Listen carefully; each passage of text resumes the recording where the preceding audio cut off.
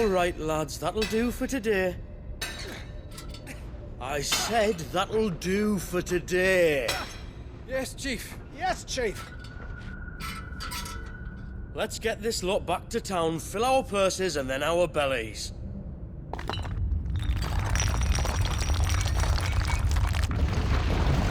What did you two do now?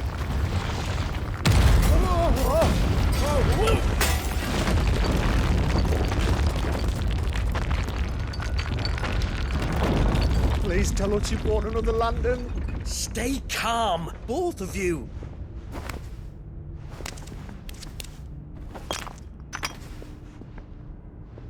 Who needs a lantern when you've got one of these?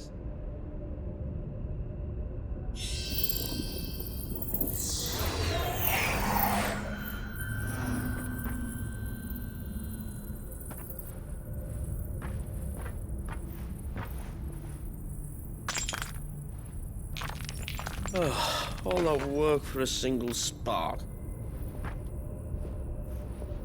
Well, there'll be no more sampling the merchandise today.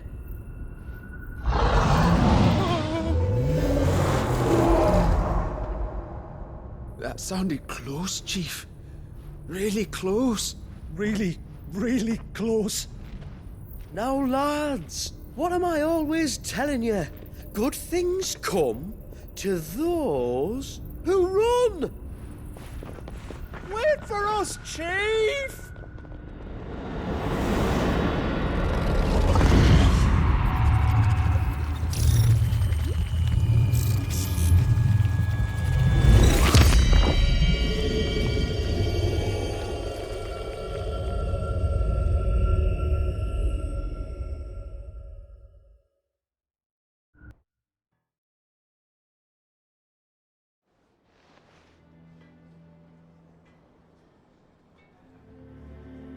I've never felt a tremor this far inland before. Me neither. But then, I'd never seen skies like these till a few moons ago, and it's been all change ever since. Come to think of it, the first anyone ever heard of these dust crystals was after you lot came back from the Dominion and brought this bloody weather with you. Do you think the two things are connected? Who knows? Could just be that with Drake's tail gone, the black market was running short of the good stuff. The Dominion's mines were the only source of new shards left in Storm after a certain evil outlaw decided to do away with the other mothers. And with the price of decent crystals going through the roof, traders turned to dealing in stuff they'd never have touched before. The question is, who's selling these crystals and where are they? Wait. This color. They couldn't be from Origin, could they? No, that wouldn't make sense. I saw it form in the sky, and that was long after we returned from the Dominion. But if they didn't come from Origin or any of the other mother crystals, then... does that mean... That you missed one? Aye. That were my thinking, any road. Another mother crystal we didn't know about. I'll speak with Joshua. If you're right about this, we need to find it. And quick, I'd say. On account of which, I'll take this shard over to Tomes for you. Get him to give it a once-over, case it rings any bells. Right. Thank you. And I expect you'll be wanting Jill's help with this, too. Right again. I will. Let me go and find Joshua, and we'll meet you in the shelves.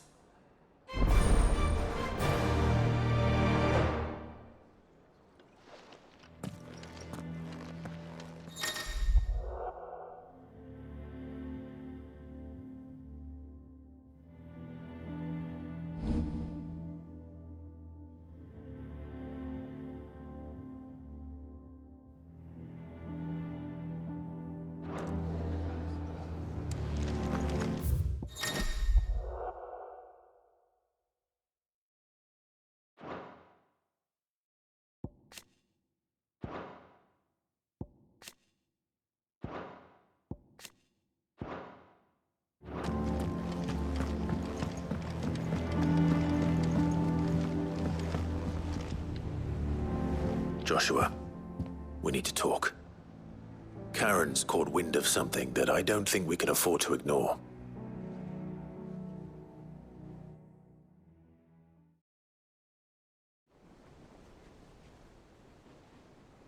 Aye, that is troubling.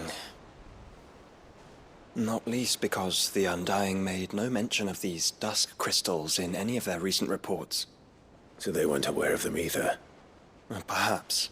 Or perhaps they merely deemed them unworthy of my attention.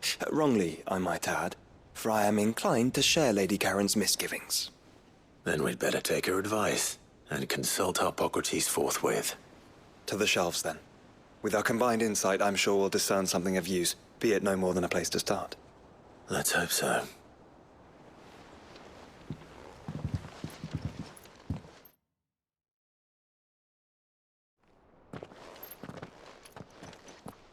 There you are.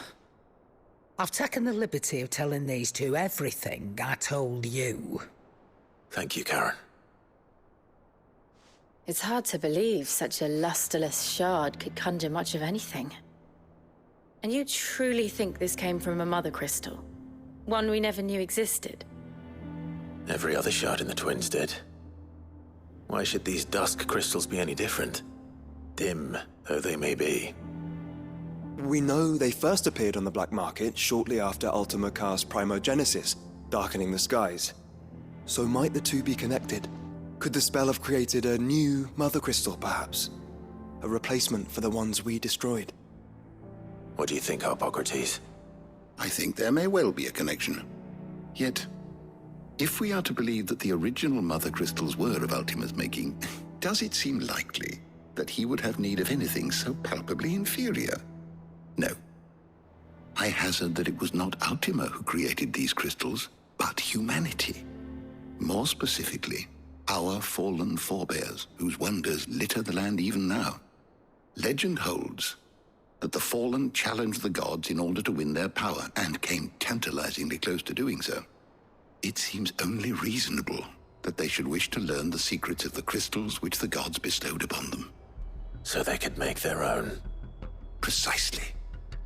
You may recall that the tale of the sins of Zemeckis begins with the colloquy of the sages, a council wherein humanity sought to uncover the last secrets of the gods before waging their war to learn what little remained.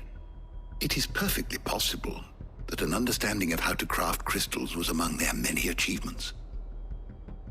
Among their many achievements, prior to their fall. Indeed.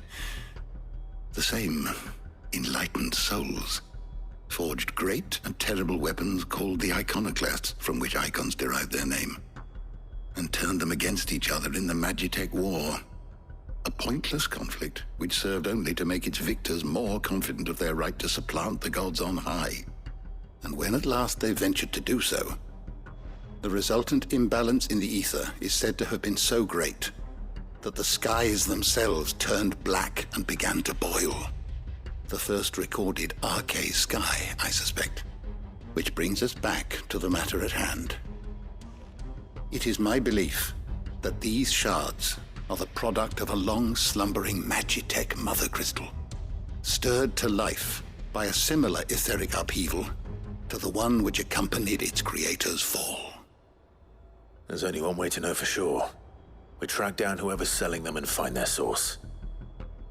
Karen, where did you buy this one? Down in Port Isolde when I was scratching around for supplies.